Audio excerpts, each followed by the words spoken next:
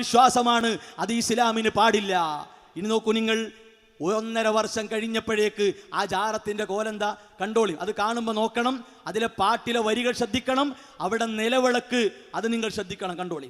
കണ്ണുനീരിൻ കഥകളെന്നും ബാക്കിയായി പൊന്നുകൂറത്തങ്ങളെന്ന നാമം ഓർമ്മയായി ഓർത്തിടുമ്പോ മനസ്സിനുള്ളിൽ.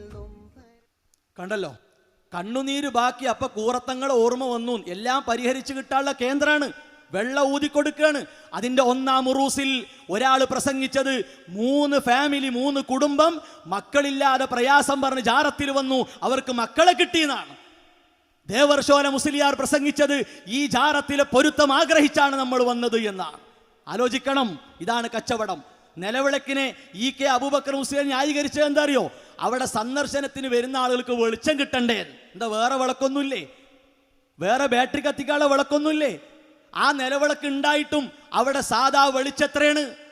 അന്ധവിശ്വാസങ്ങൾ, അനാചാരങ്ങൾ കൊണ്ടുവന്ന് ന്യായീകരണങ്ങൾ കൊണ്ട് ജീവിക്കുക എന്നല്ലാതെ മറ്റെന്താണ് പറയാനുള്ളത്?